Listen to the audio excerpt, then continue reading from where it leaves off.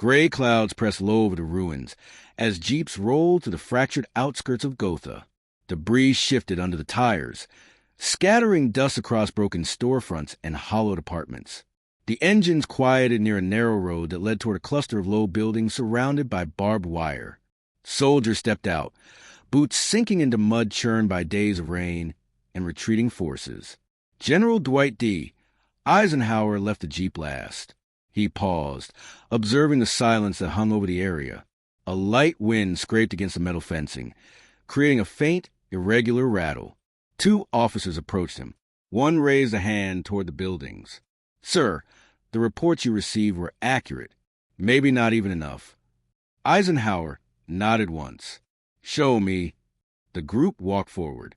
The ground sloped slightly downward, revealing a system of dugouts and shelter entrances disguised beneath layers of earth. Wooden beams framed the openings. A thin trail of smoke leaked from a collapsed vent, dissolving quickly in the cold air. Nearby, a group of liberated prisoners gathered under makeshift blankets. Their eyes followed every movement around them. One soldier guided Eisenhower toward the first shelter. "We cleared the area. You can go inside, sir." Eisenhower entered. The air shifted immediately. Damp, stale, heavy. A lantern cast a shaky pool of light over the cramped interior. Wooden bunks stretched along the walls, too many for the space they occupied. Rusted tins, fragments of clothing, and brittle straw covered the floor. The air carried a scent that made one of the younger soldiers behind him pinch his nose. At the far end, Eisenhower paused. A pile of shoes lay against the wall, stacked unevenly, as if hurriedly removed and abandoned. The silence in the shelter thickened around him. He stepped back out into the open air. A captain approached him. "There's more, sir. The second structure, you should see it." They moved toward a larger bunker, partially hidden behind an embankment. The entrance was reinforced with steel plates welded into place, but the hinges were broken, hanging askew. It took 2 men to push the door fully open. Inside, the lantern beams swept across the walls. Scratch marks, layers of them, deep and overlapping. Eisenhower moved closer, tracing the lines with his eyes. One of the soldiers swallowed audibly behind him.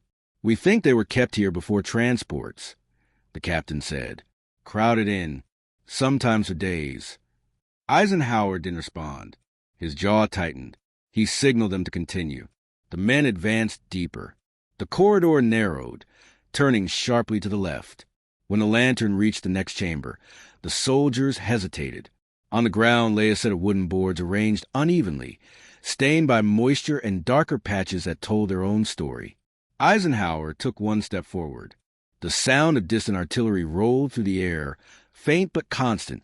Germany was collapsing outside these shelters, but inside them the traces of what had happened remained sharp, fresh, almost recent. Eisenhower stood still, absorbing every detail. A radio crackled outside. A sergeant lifted the receiver, murmuring updates from nearby divisions pushing toward the south. Eisenhower exited the bunker. He looked across the camp. The survivors clustered together near a field kitchen set up by the medics. Some sat on crates, some on the ground, all facing the direction of the shelters, as if expecting someone to emerge and explain the space they had endured. A medic approached Eisenhower. "General, some of them want to speak. They were inside when your forces arrived." He nodded. "Bring me one." A man wrapped in a blanket stepped forward with careful steps. His hands trembled slightly as he stood before the American commander. Eisenhower waited. The man looked at the shelters, then at Eisenhower. "We thought no one would ever see it," he said. "Not like this. Not with light." Eisenhower listened without interrupting. The man continued, words slow. Each one waited. "They kept us underground for weeks sometimes. No air, no space to move.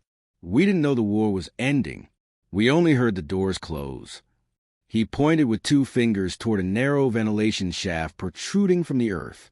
"That pipe was the only air we had. If it clogged, we pushed cloth against the ceiling, hoping it would clear." Eisenhower looked at the pipe, then back at the shelters. He motioned for the officers to follow him to the remaining structures. As they walked, the sound of boots on wet soil mixed with the distant rumble of Allied armor pressing deeper into the region. Germany's front was shrinking by the hour, but this corner of the country held layers of suffering frozen in the final days of the regime. The last shelter they approached was partially collapsed, its roof caved in by retreating explosives. Eisenhower stepped carefully over scattered boards. A soldier pointed at the interior. This one was burned before we arrived. They tried to hide it. Soot coated the walls. Chains hung from the ceiling beams, some melted into twisted shapes. Ash settled thickly in the corners. Eisenhower examined every part of it. Silent again, his officers watched him, waiting for orders, for instructions, for something that would break the tension gripping the air. He finally spoke. "We document everything, every detail, every structure, every testimony." "Yes, sir." "And bring photographers. They need to see exactly what happened here." "Yes, sir." Eisenhower stepped out of the burnt shelter and looked once more across the camp. The liberated prisoners sat quietly, facing the Americans, not asking anything, simply watching, waiting. A gust of wind passed through, carrying the smell of smoke from distant fires.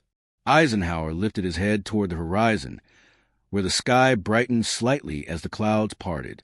The war outside the camp pressed forward, but something here demanded a different confrontation, one that could not be solved with military maneuvers or strategic advances. He walked toward the group of survivors again. The soldiers followed closely, keeping their distance. The camp remained quiet, the shelters behind him standing like open wounds cut into the earth. Eisenhower stopped near the field kitchen and addressed his officers in a low, firm voice. "No one will say they didn't know. Not after this." The officers nodded. The survivors watched. The shelters waited, their entrances dark, holding the remnants of what the general had come to witness on that day, April 12, 1945, on German soil collapsing around them. The afternoon dimmed behind a thick veil of smoke drifting from the nearby rail yard. Eisenhower stood near the entrance of the second shelter as additional units arrived, their trucks lined with fresh supplies and medical equipment. The camp grew more crowded, movements tightening the already tense atmosphere. The ground vibrated faintly as distant artillery rolled across the fields, marking the front's rapid shift eastward. A lieutenant ran up to Eisenhower. "Sir, more survivors coming in from the woods. They were hiding when our scouts passed earlier." Eisenhower signaled for medics to follow. They crossed the clearing toward a tree line, where figures emerged slowly. Thin silhouettes, hesitant steps, eyes wide at the sight of uniforms. A woman leaned against a birch trunk, too weak to walk. Two soldiers gently lifted her, carrying her toward the camp. Others followed behind, clutching one another for balance. Back inside the main clearing, the engineers worked on stabilizing the collapsed shelter.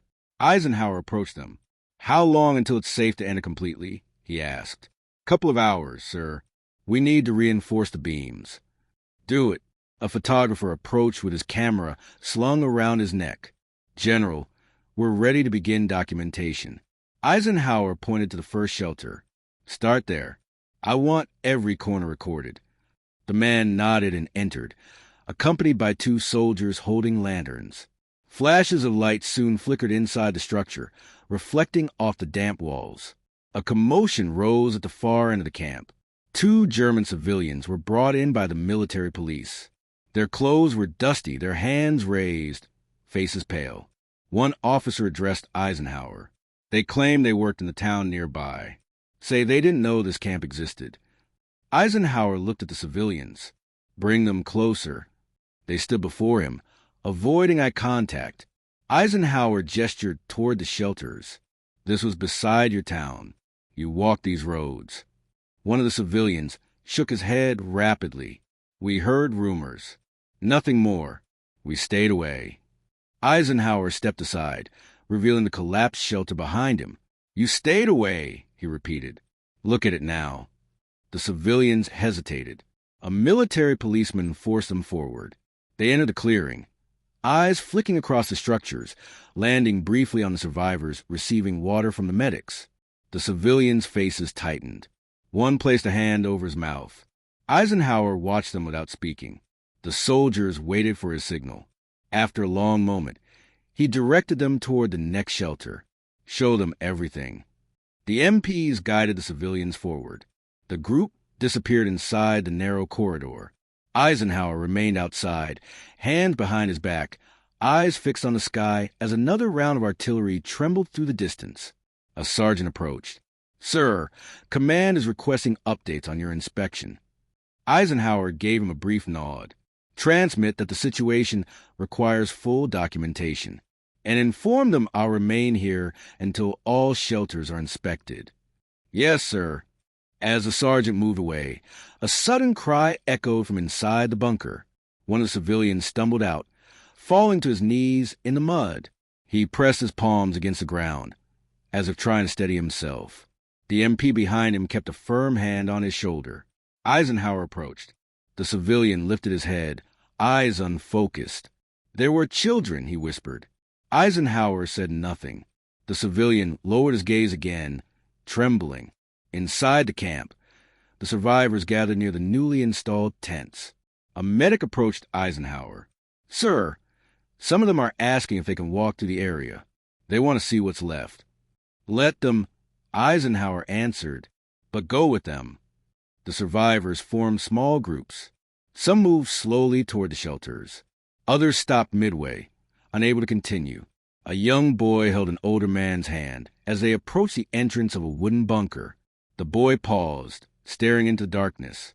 The man took a careful step inside, the boy following closely. Engineers called out from the collapsed shelter. "General, we're reinforcing the last beam now. You'll be able to enter soon." Eisenhower walked toward them. The air near the debris carried a stronger smell of burnt wood and soil. The engineers secured the final support and stepped aside. "It's stable enough, sir," one said. "Watch your step." Eisenhower entered. The interior was darker than the others. Ash coated the ground in thick layers. Metal fragments, blackened beyond recognition, lay scattered. Chains hung from the ceiling, swaying lightly as his steps disturbed the air. He crouched near the far wall, brushing debris aside. Beneath the ash, he uncovered a small wooden board with edges charred but intact. A crack split across the surface, yet its shape remained recognizable. A piece of a bunk. He stood, holding it for a moment, then placed it gently against the wall. Outside, the sound of engines approached. Another convoy rolled into the area, carrying additional medical officers and document specialists. The camp buzzed with tighter coordination, soldiers moving quickly between the shelters, survivors, engineers, and patrols. The sun dipped behind the hills, casting long shadows across the ground. Lamps and lanterns flickered to life. The camp glowed faintly in the growing dusk. Eisenhower walked toward the center where the officers gathered around a map laid over a crate. "We'll set up a full perimeter," one officer said. "No one enters or leaves without authorization. We need to maintain control of the site." Eisenhower studied the map, then lifted his eyes toward the dark silhouettes of the shelters. "Expand the lighting. I want the entire camp illuminated." "Yes, sir." Within minutes, soldiers carried portable lamps across the area, placing them at intervals around the structures. The yellow glow stretched across the dirt, revealing every corner with stark clarity. A young private approached Eisenhower. "General, the survivors, some are afraid of the lights. They think the Germans might return." Eisenhower looked toward the group clustered near the tents. Their shadows stretched behind them, long and thin under the lamps. "Tell them they're safe," he said. "Tell them the lights are for the world to see." The private nodded and jogged off. As night deepened, the atmosphere thickened with shelters lay open, raw, unshielded. The survivors huddled close. The soldiers stood watch. The night was only beginning. Movement, whispers, and the constant hum of generators powering the lamps. Eisenhower walked through the camp once more. Soldiers saluted as he passed.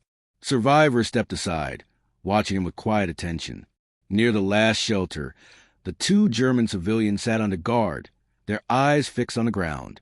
One lifted his head slightly as Eisenhower approached. "You wanted to know what happened here," the civilian murmured. "Now you've seen it." Eisenhower stopped, staring at him. "I didn't come to know," he said. "I came to be certain." He turned away, heading toward the central clearing. The officers followed at a short distance, awaiting orders. The shelters behind them stood exposed under the artificial light, no longer hidden in shadow or earth. The tension in the camp tightened as the night settled in. Every lantern flickered, every sound carried. The weight of the day pressed against the soldiers, the survivors, and the commanders who had stepped into the buried truth of collapsing Germany. Eisenhower stopped near the tents, looking across the illuminated camp. The night settled fully over the camp, pressing down in a thick, unmoving layer. Lamps cast long beams of light across the shelters, cutting the darkness into sharp angles. Eisenhower walked slowly between the structures, his footsteps steady against the soft earth. The distant thunder of artillery faded, replaced by the low hum of generators and the occasional cough from a survivor wrapped in blankets near the tents. A captain approached quietly. "Sir, the documentation teams finished the interior photograph of the first two shelters. They're starting on the burned one." Eisenhower nodded. "Keep them working." The captain hesitated. "We've also collected initial testimonies. Some of them, they're having difficulty speaking. They stop every few sentences." "They speak as much as they can," Eisenhower said. "No pressure." The captain stepped back and returned to the tent. Eisenhower remained near the collapsed shelter. Engineers had cleared enough debris to form a narrow path inside. Lanterns illuminated the blackened beams, revealing shapes that the daylight had not fully exposed. He stepped into the entrance again, breathing the thick scent of soot. Two soldiers inside shifted aside to give him space. One held a notebook. "General, we found this behind the back wall," he said, pointing to a small metal tag half melted, stamped with numbers barely visible. "There's more scattered around the ash." Eisenhower took the tag into his palm. The metal was cold, coated with black dust. He held it for a long moment, then set it down exactly where he found it. A sudden shout echoed from outside. Eisenhower exited the bunker immediately. In the clearing, two American soldiers were restraining a man, one of the survivors who had arrived earlier from the woods. The man struggled weakly, pointing toward one of the German civilians under guard. "He was here," the survivor shouted. "He worked for them." The German civilian stiffened but did not speak. The MPs tightened their grip on him. Eisenhower stepped forward. "Let him talk." The survivor shook off the soldiers long enough to take a step forward. His voice cracked as he pointed again. "He brought food to the guards. He walked past us every day." The German civilian finally lifted his head. "I was ordered to deliver supplies. I didn't know what was inside these shelters." The survivor stared at him. "You heard them. You heard everything." The civilian's voice dropped. "I never went inside." Eisenhower looked at the MPs. "Separate them." The men were pulled apart, their breathing heavy, one trembling with anger, the other with fear. The tension hovered in the cold air long after both groups were removed from the clearing. Eisenhower walked away from the confrontation, stopping near the far lamp where the boy from earlier sat beside the older man. The boy watched him silently. The older man spoke first. "He wants to know why the soldiers brought light," he said. "He thinks it might make the guards come back." Eisenhower crouched slightly, so the boy could see his face clearly. "No one is coming back," he said. "The lights are for truth, not fear." The boy nodded once, gripping the older man's sleeve. An officer approached. "General, we set up a table for further testimonies. They're ready for your presence if you want to observe." Eisenhower followed him to a tent lit by 3 lamps. Inside, benches were arranged in a line. A translator sat beside a sergeant writing notes. A woman stood in the corner, waiting to speak. Eisenhower stepped inside. The woman looked up, clasping her hands around a folded cloth. She approached the table slowly. The translator nodded to her. "You can begin." Her voice came out strained, but steady enough to carry. "We were brought here last winter," she said. "They kept us in the lower shelters. Sometimes they closed the door for days. The air would stop moving. People fainted. Some didn't wake up." She unfolded the cloth, revealing a small patch of fabric with a symbol stitched into it. She placed it gently on the table. "This was my sister's," she said. "She didn't make it to the spring." Eisenhower looked at the fabric, then at the woman. No words rose in the tent. Only the lamp buzzed softly overhead. When she stepped back, the next survivor approached, a man with hollow eyes but firm posture. He placed a small piece of metal on the table. "From the door," he said. "I took it when the guards fled." Eisenhower examined the metal. A hinge fragment, rusted at the edges. The survivor continued. "They tried to lock us in, but the ground shook from the shelling. The door jammed. We pushed until it opened." The translator wrote quickly, glancing at Eisenhower. The next testimony followed, and the next, each one layered over the last, building a weight that settled into the tent like a physical force. Eisenhower stayed until the final speaker finished, then stepped outside into the cold air again. The shelters loomed under the lamps, their entrances dark, edges sharp under the bright glow. The sky overhead was starless. A major approached him. "Sir, the German local authorities arrived. They're waiting to speak with you." Eisenhower walked toward the approaching group. 3 German officials stood stiffly under guard. Their expressions were guarded, their clothes neatly arranged, contrasting sharply with everything around them. One of them stepped forward. "General Eisenhower, we were the administrative office for the district. We had limited information about this site." Eisenhower stared at him. "Limited." The official swallowed. "The SS controlled this area. They restricted movement. We weren't allowed inside." Eisenhower gestured toward the shelters lit behind him. "You lived here. These shelters were on your land." The official hesitated. "We followed orders." Eisenhower stepped closer, lowering his voice just enough for the words to cut sharply. "Orders don't dig into the earth. Orders don't fill bunkers. People do." The official's posture weakened, his eyes falling to the ground. Eisenhower turned away. "They will walk through the shelters," he said to the MPs. "All of them?" "Every official." The MPs nodded and began escorting the group toward the nearest entrance. The German officials entered silently. Lanterns cast their shadows across the walls. No one spoke as they moved deeper inside. One stumbled. Another covered his face with his hand. Eisenhower watched from outside. The reflected light flickered from inside the structure, breaking across the uneven walls. He breathed slowly, then walked toward the far end of the camp, where the survivors rested in small groups. A few lifted their heads as he approached. The older man rose from the crate and stepped toward him. "General," he said, "will the world come here?" Eisenhower looked across the illuminated clearing. The shelters exposed in full view. "Yes," he said, "they will." The man nodded, lowering himself back to sit beside the boy. The camp fell quiet again. The noise of the day, the rush of soldiers, the confrontation between survivors and civilians, all settled into a tense stillness. The air held the weight of something shifting, something irreversible.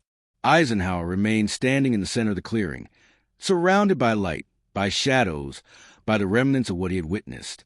The turning point had arrived, not in noise, but in the silence that followed. The shelters waited behind him. The testimonies waited ahead of him. And the world, whether ready or not, would soon face what he had seen. The next morning rose without color. A thin mist crawled across the camp, settling around the shelters and drifting through the open doors like a veil drawn over the previous night. Eisenhower stood near the entrance of the first bunker as sunlight finally broke through the haze, cutting bright slants across the muddy ground. Trucks arrived from the nearby divisions, carrying photographers, officers, and several visiting generals. The camp grew louder as boots hit the earth in quick succession.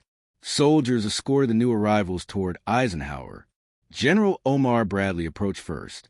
His eyes moved immediately toward the shelters. He stopped beside Eisenhower, taking in the sight without a word. "You should see them," Eisenhower said. "All of them." Bradley nodded slowly. The 2 generals walked toward the largest intact shelter. Photographers followed at a careful distance, lenses raised, waiting for the moment Eisenhower allowed them inside. When he lifted his hand, they entered, flash bulbs firing one after another inside the dim corridor. The snaps echoed through the hollow space. Bradley stepped deeper into the shelter, light from his lantern sweeping across the bunks. He ran a hand along the framework, stopping when he saw the etched names carved into the wood.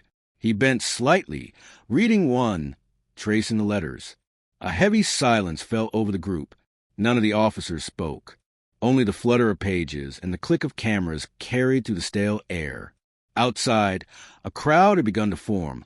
Survivors, additional American troops, supply units, and the German civilians from the previous night, who were now required to witness the inspection in full daylight. MPs kept them in a control formation, facing the shelters. Eisenhower exited the structure and moved toward them.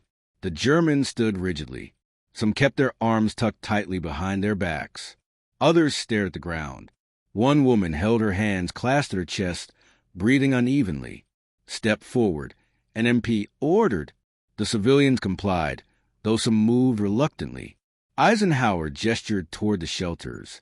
"You'll walk through each one." The civilians hesitated. An MP repeated the order, firmer this time. They entered.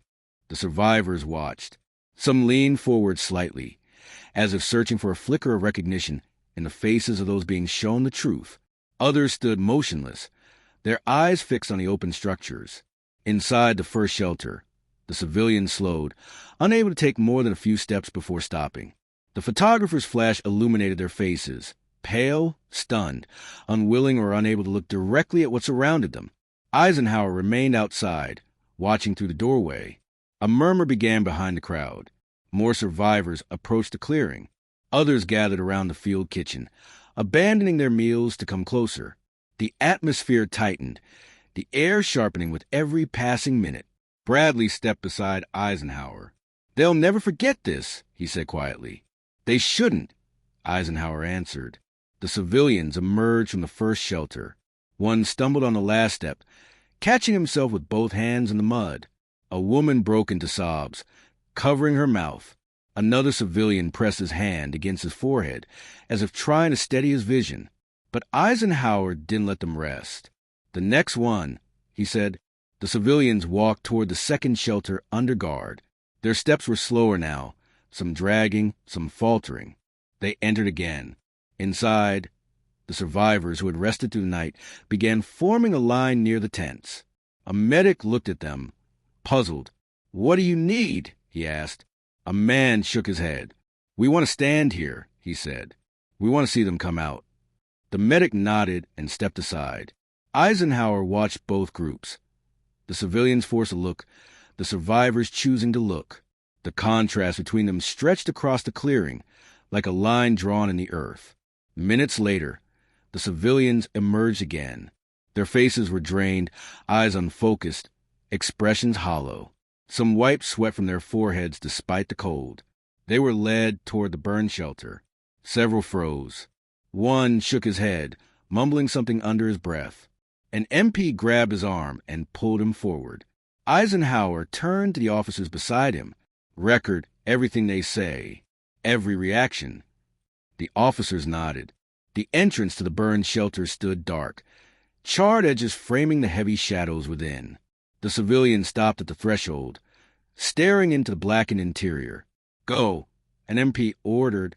They stepped inside. A sharp cry echoed only moments later. The civilians emerged again, some stumbling, some collapsing to their knees, one gripping his own shirt like he needed to hold himself upright. One man knelt in the mud, eyes closed, chest heaving, but no sound escaping. The survivors watched silently. The soldiers watched silently. The officers watched silently. Only the wind moved. Eisenhower stepped forward. The crowd parted slightly. "You've seen what happened here," he said, addressing the German civilians. "You'll testify to it. You'll speak to your people. And when the world comes, you'll stand in the same place you stood today." None of them responded. One man nodded faintly, without lifting his eyes. Soldiers pulled him back in line. At that moment, another convoy approached from the road, journalists and correspondents traveling with the Allied advance. Their vehicles halted near the camp entrance. Men stepped out with notebooks, cameras, and film equipment.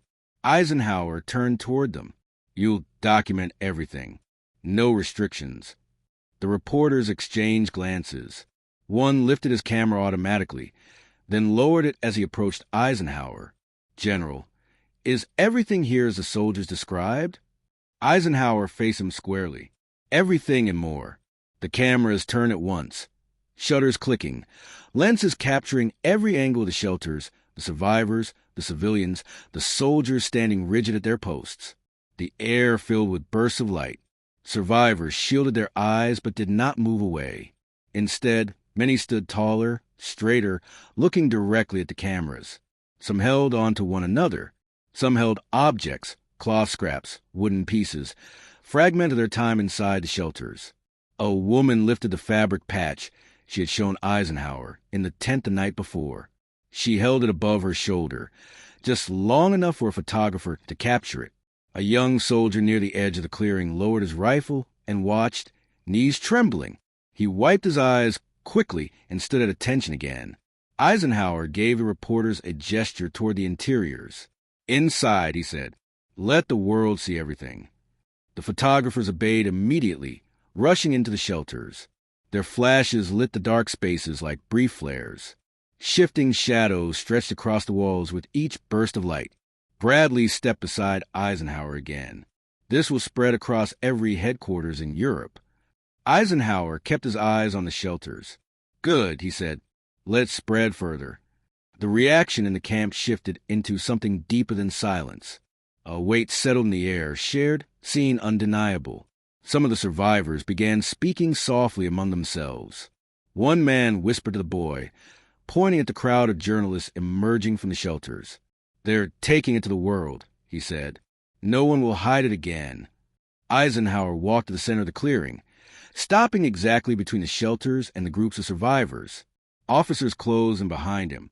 Reporters turned their lenses toward him instinctively. In the cold, bright morning, surrounded by the truth of what he had witnessed, he stood still as the world's eyes shifted toward this place. The climax of the camp's revelation unfolded around him, not in shouting, not in orders, but in the raw confrontation between what had been buried and what could no longer be denied. All of it laid bare in the open light, all of it captured for history, all of it demanding the same question from anyone who saw it. How could this have happened? And now that it was seen, what would be done with the truth? The sun climbed higher, clearing the mist and pulling long shadows away from the shelters. The camp settled into a heavy stillness as the first wave of reporters finished their work and regrouped near the entrance. Soldiers packed equipment, medics tended to the survivors, and engineers reinforced the roof beams of the burned structure. Amid the movement, Eisenhower remained at the center of the clearing, watching the morning unfold. A colonel approached, handing him a stack of written reports. "Sir, everything captured so far is here. More testimonies are being transcribed." Eisenhower accepted the papers, but didn't open them. His eyes drifted across the camp to the group of survivors huddled near the field tents. Some leaned on wooden crutches fashioned overnight by the engineers. Others sat with blankets wrapped tightly around their shoulders. "Tell the units to prepare for transport," Eisenhower said. "They'll be moved to full medical facilities." "Yes, sir." The colonel left, shouting orders across the clearing. The boy who had clung to the older man earlier now stood near the first shelter, staring at its entrance. The older man noticed Eisenhower watching and walked toward him, the boy following closely. "General," the man said, stopping a few paces away, "they want to know what will happen to this place."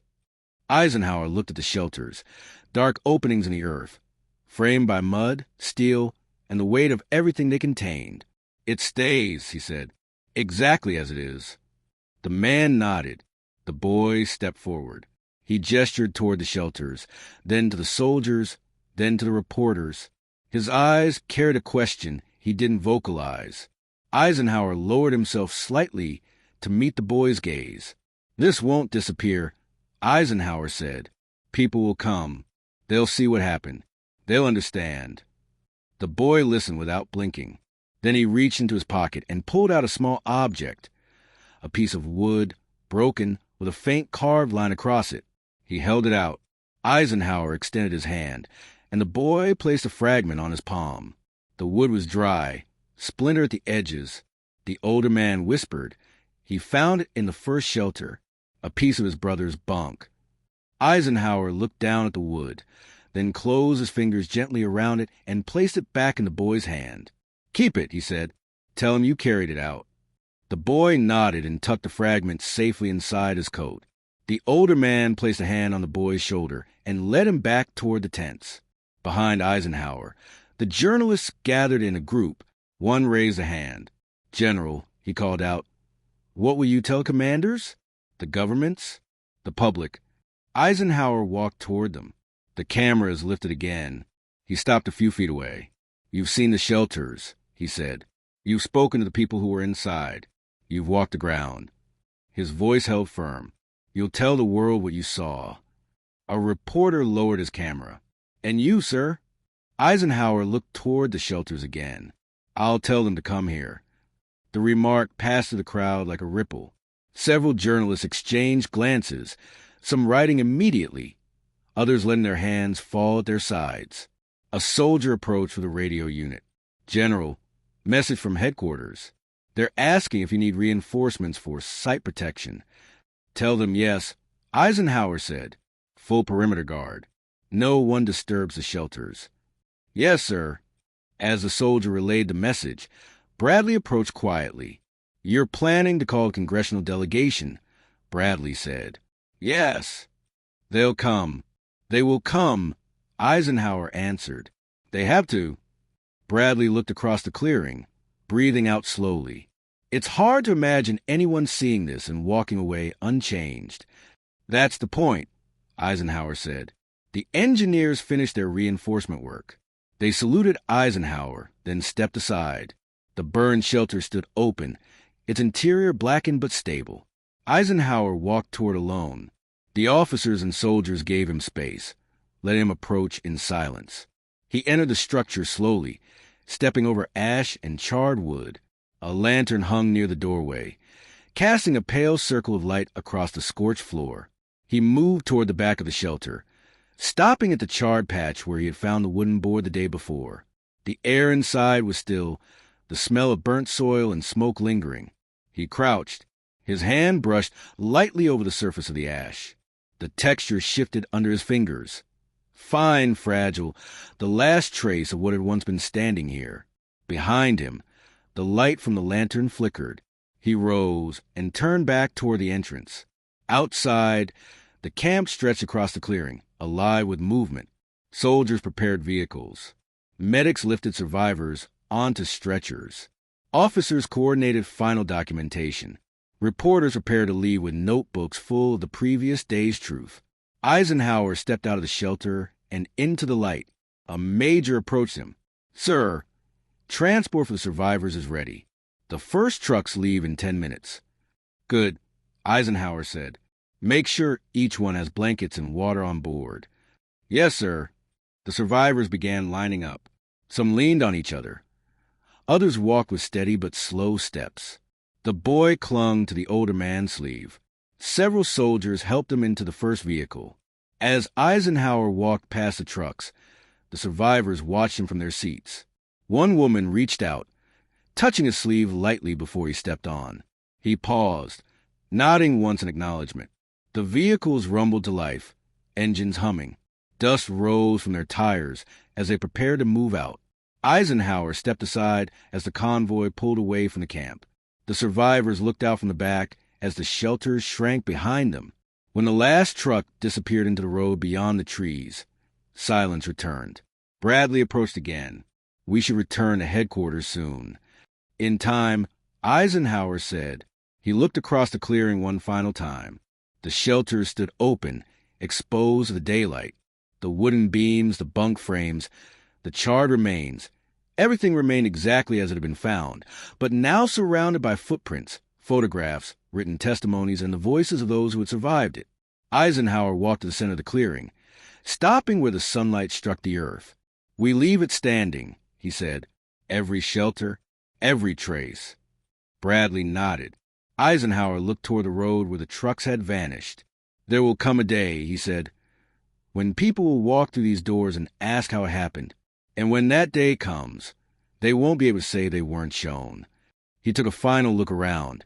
The scattered debris, the lanterns, the dark entrances carved into the earth. Then he turned away from the shelters, moving toward the waiting Jeep as the camp remained behind him, silent, unhidden, and unerasable. The truth lay open in the daylight, and the world would follow,